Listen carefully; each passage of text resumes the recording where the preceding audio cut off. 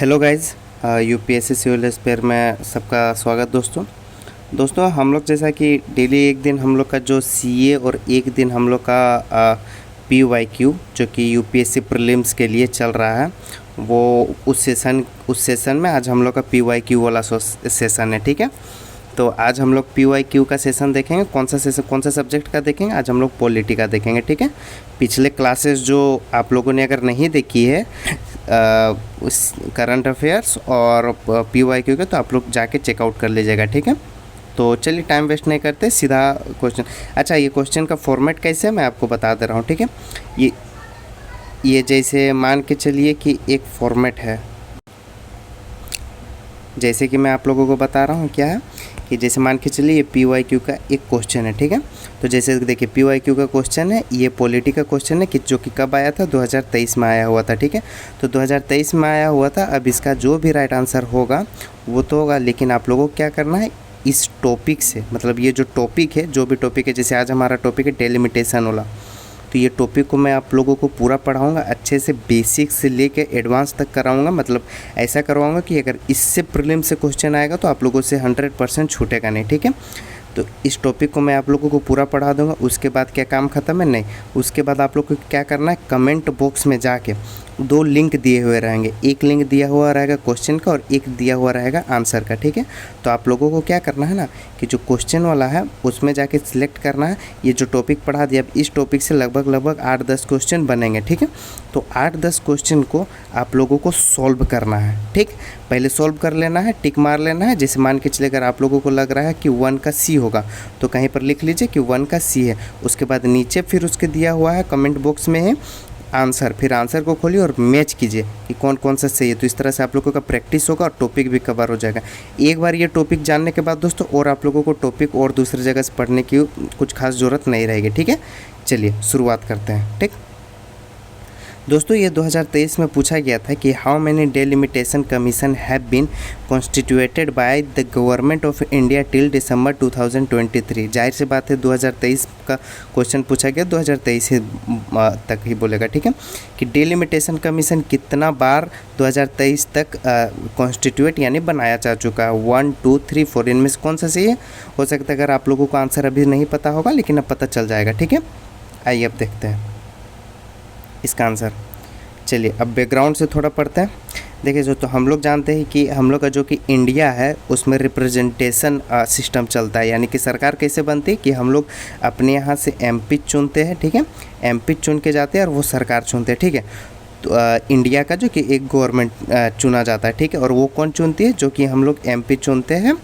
तो जो एमपी चुनते हैं वो टोटल संख्या भी कितनी है? 543। ठीक है, जिसको हम लोग लोकसभा सीट बोलते हैं। ठीक, समझ में आ गया यहाँ तक? अब जो लोकसभा सीट से यहाँ तक तो ठीक है, यानी कि 543 अभी प्रेजेंट में। ठीक, अब एक चीज़ आप लोग नोटिस कीजिए कि जो पॉपुलेशन है, अगर देखिए एवरी ईयर 10 ईयर में हम लोग के यहाँ सेंसस होता है, यानी कि जनगणना होता है, जिससे पॉपुलेशन निर्धारित किया जाता है कि कितना पॉपुलेशन अभी देश में है। ठीक है, तो अगर आप लोग देखिएगा कि 1981 में कितना था, तो लगभग 60 करोड़ प्लस था। फिर 1991 में देखिएगा तो 80 करोड़ प्लस था। फिर उसके बाद 2001 में 100 करोड़ क्रॉस किया। फिर उसके बाद 2011 में 120 करोड़ क्रॉस कर गया। ठीक है, तो अब 2021 का जो कि पेंडेमिक था कोरोना वाला, इसीलिए नहीं हो गया। तो ये आप लोग एक चीज़ नोटिस करेंगे कि पॉपुलेशन बढ़ रहा है। ठीक है, देखिए ये कांस्टेंट नहीं है। ठीक, समझ में आ रहा है ना कि ये जो है ये पॉपुलेशन ये कांस्टेंट नहीं है। अब सपोज कीजिए जैसे एक एमपी है। ठीक, जैसे कि एक एमपी, अभी हम आप लोगों को बोले कि हर सारे एमपीज़ का 6 एरिया अलग अलग होता है। एक एमपी है, वो एक एरिया में एमपी है। समझ में आ गया ना? वो एक एरिया में एनपी है। ठीक है, मान लीजिए ये जगह का वो एमपी है जिसका पॉपुलेशन है दोस्तों 10 लाख रुपये की, जिसका पॉपुलेशन है 10 लाख। ठीक है, अब इसका अगर पॉपुलेशन 10 लाख है तो पहले ये एक एमपी कितना कंट्रोल कर रहा है? 10 लाख। लेकिन आप लोगों ने देखा कि हर सेंसस में पॉपुलेशन बढ़ रहा है, अच्छे खासे स्तर पर बढ़ता जा रहा है। ठीक है, अगर 10 लाख बढ़ रहा तो अगर ये अभी 10 लाख को कंट्रोल कर रहा है तो, लेकिन फिर धीरे धीरे पॉपुलेशन बढ़ के तो 25 लाख हो जाएगा। ठीक है ना, 25 लाख हो जाएगा। तो अब इन्हें ये टैकल कैसे करेगा, अगर नहीं कर पाया तो 25 लाख है, तो इससे क्या होगा कि शायद एमपी बढ़ाया जाए। तो ये तय कौन करेगा कि एमपी कितना बढ़ाया जाना चाहिए, क्या सच में बढ़ाने की ज़रूरत है, और या फिर क्षेत्र या फिर 2 क्षेत्र ये बना दे, या तो यहाँ पे 2 एमपी कर दिया जाए, या तो ये जो 25 लाख है इसको 2 बराबर भागों में बांट दिया जाए, यानी कि 12.5 लाख 12.5 लाख। ठीक है, 2 ऑप्शन किया जा सकता है। लेकिन यहाँ और एक सवाल आता है कि अगर ये बढ़ाएगा तो फिर डिसाइड कौन करेगा कि कहाँ पर एमपी बढ़ाना चाहिए और कितना बढ़ाना चाहिए। ठीक है ना, इन्हीं सब चीज़ों को सॉल्व करने के लिए कि एक स्टैच्यूटरी बॉडी इस्टेब्लिश किया जाता है पार्लियामेंट के द्वारा, जिसका नाम होता है डेलिमिटेशन। क्या नाम होता है दोस्तों, डेलिमिटेशन कमीशन। ठीक है, इसका नाम आप लोग याद रख लीजिएगा, डेलिमिटेशन कमीशन। अब ये क्या करता है, कैसे होता है, क्या है, सब आइए देखते हैं।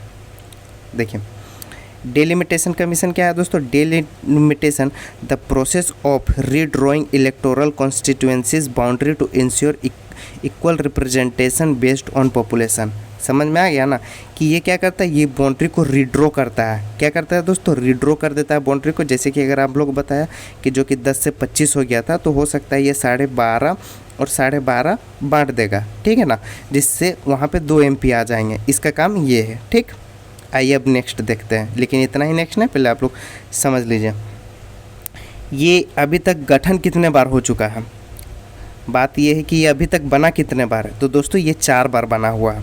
ठीक है, एक बार 1952 में बन चुका है, मतलब इस्टाब्लिश किया गया है। उसके बाद 1963 में हुआ है, 1973 में हुआ और 2002 में हुआ है। ठीक है, 2000 अब एक चीज़ आप लोग यहाँ नोटिस कीजिएगा कि सेंसस हम लोग का कब होता है। जैसे कि मान के चलिए 1971 में हुआ, फिर उसके बाद 1981 में होगा। ठीक है, हर 10 साल में होता है। ठीक, समझ में आ रहा है, तो हर 10 साल में हो रहा। तो आप लोग एक चीज़, ये जब इस्टाब्लिश हुआ है सेंसस के 1 या 2 साल बाद इस्टाब्लिश किया गया। ठीक है, तो ये क्यों किया गया है, क्योंकि दोस्तों देखिए ये इसके पास अगर परफेक्ट डाटा नहीं रहेगा तो ये कैसे तय कर पाएगा कि क्योंकि एमपी यहाँ बढ़ना चाहिए या नहीं बढ़ना चाहिए। तो जो लेटेस्ट डाटा होता है सेंसस के बाद ही बैठाया जाता है। ठीक है, आइए अब नेक्स्ट इसका देख लेते हैं। एक चीज़ दोस्तों देखिए, अभी जो है ना 2001-2002 में लास्ट बैठाया गया था, और इसके बाद ये 2026 तक फ्रीज है।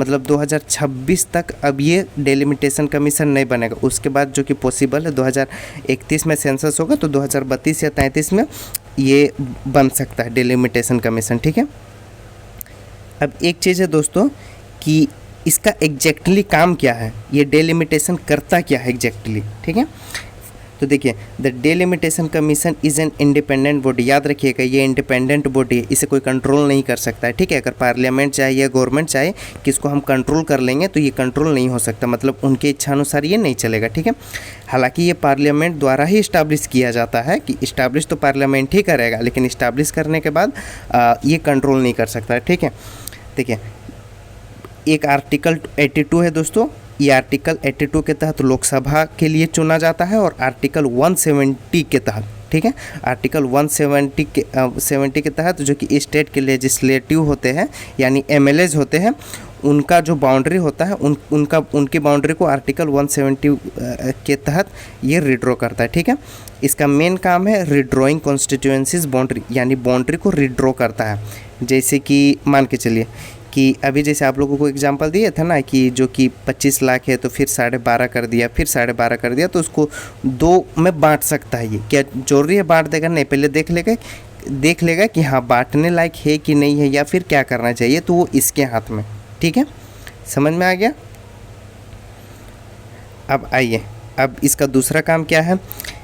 एक चीज़ ध्यान रखिएगा, ये एससी और एसटी का सीट रिजर्व करता है। ठीक है, यानी कि एक जो अगर कोई स्टेट है तो उसमें कितने एससी और कितने एसटी का सीट मिलना चाहिए, मतलब रिजर्व होना चाहिए, मतलब उस सीट से केवल एससी या एसटी ही लड़ेंगे। ठीक है, और दूसरा कोई कास्ट का नहीं लड़ सकता, तो ये इसका भी रिजर्व करता है। क्या ओबीसी का और जनरल का भी रिजर्व होता है? नहीं दोस्तों, उन दोनों का नहीं होता, सिर्फ एससी एसटी का रिजर्व होता है। ठीक है, तो ये रिज़र्व कैसे करता है, मतलब कि आज इसका मन किया कि नहीं आज एससी एसटी का सीट रिज़र्व कर देते, उस तरह से नहीं, वैसा नहीं होता है। तो ये कैसे करेगा रिज़र्व, जैसे मान के चलिए कि कहीं पर 10 एमपी है।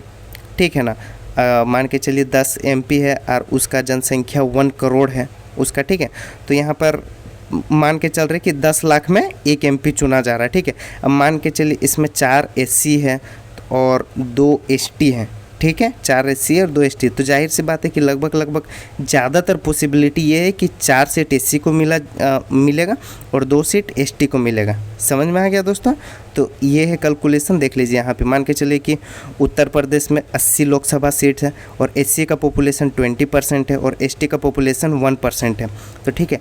तो इसमें ज़्यादा संभावना है कि इसका जो 80 का 20% जो कि 16 होगा ये एससी को मिल सकता है और एसटी को 1 मिलेगा। समझ में आ गया। और एडजस्टिंग पॉपुलेशन चेंज, देखिए दोस्तों ये पॉपुलेशन एडजस्ट भी कर सकता है। पर्पस क्या है इसका कि population shifts over time can make some constituencies too large और टू स्मॉल। अभी आप लोगों को बताया था कि लार्ज भी कर सकता, ये बड़ा भी कर सकता और छोटा भी कर सकता। एक चीज़ आप लोगों को 2 चीज़ मोटा तौर पे समझने का है। ये करता क्या है, ये 2 चीज़ करता है। पहला तो रीड्रॉ कर देता है, ठीक है, मतलब ये बाउंड्री रीड्रॉ कर सकता है कि ये बाउंड्री इस कॉन्स्टिट्यूएंसी में आएगा, ये बाउंड्री उस कॉन्स्टिट्यूएंसी में आएगा। और दूसरा एससी और एसटी का सीट रिजर्व कर देता है, ठीक है, कि इससे एससी का सीट मिलेगा और इससे एससी का सीट मिलेगा। समझ में आ गया दोस्तों। आइए, लेकिन एक चीज़ यहाँ पे डाउट आता है कि इतना बड़ा डिसीजन है ये, तो इसको पार्लियामेंट ही क्यों नहीं ले लेता है, क्यों कमीशन बनाता है। पार्लियामेंट को ही ले लेना चाहिए। अगर इतना बड़ा डिसीजन है कि एमपीज़ और एमएलएज़ का सीट जो कि रिप्रेजेंटेटिव ऑफ पीपल है, तो वो पार्लियामेंट ही डिसाइड क्यों नहीं कर देता है। समझ में आ गया।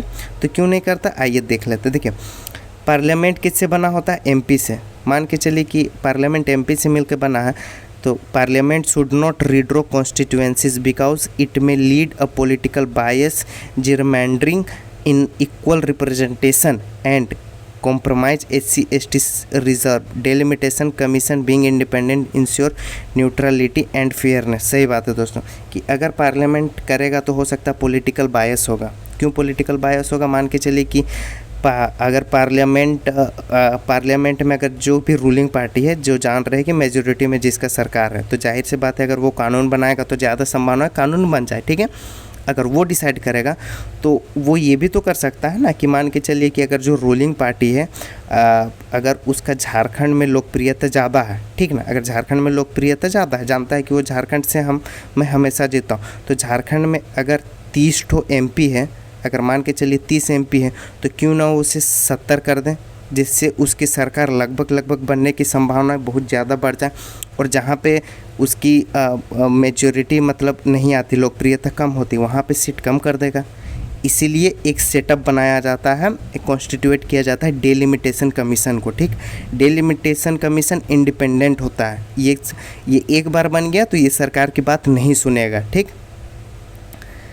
अब एक चीज़ समझिए दोस्तों कि ये फ्रीज क्यों है। सबसे बड़ा बात है कि क्या बोलते हैं कि हर 10 साल में जब सेंसस होता है, लेकिन ये अभी फ्रीज क्यों और ये 4 ही बार हुआ है।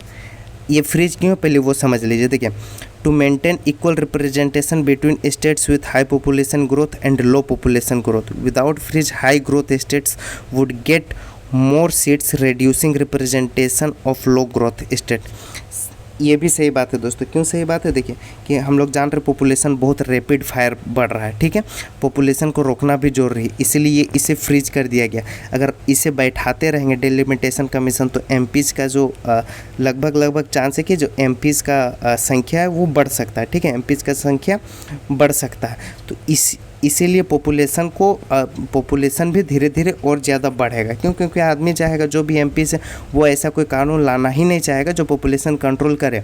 क्योंकि मान के चलिए ना कि अगर कोई एक ग्रुप, ये कास्ट है, अगर एक कास्ट का आदमी एमपी बना है, तो अगर एमपी का सीट बढ़ेगा पॉपुलेशन के अनुसार, तो यही चाहेगा ना कि पॉपुलेशन मेरी कास्ट का बढ़ जाए, ताकि मेरी ही कास्ट का एमपी सब लड़े और हम लोग का राजस्व स्थापित हो जाए, ठीक है। हम लोग की सरकार मतलब रूलिंग पार्टी में रहे, ठीक है।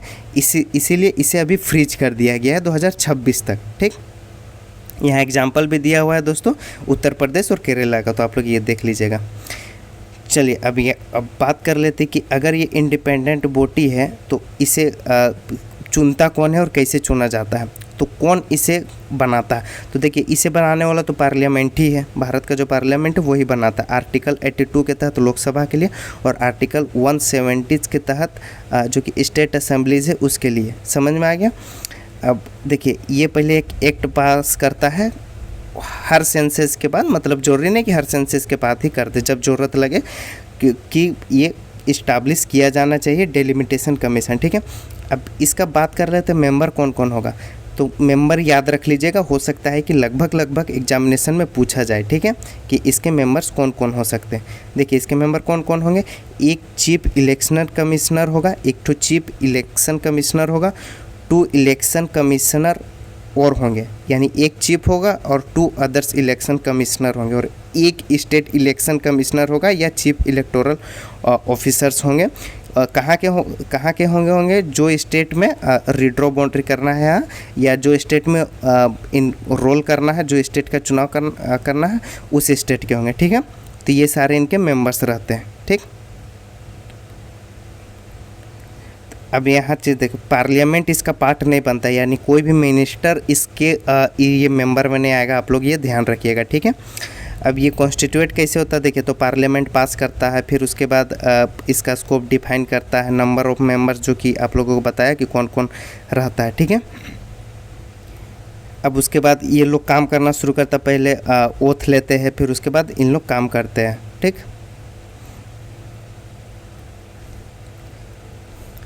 अब देख लीजिए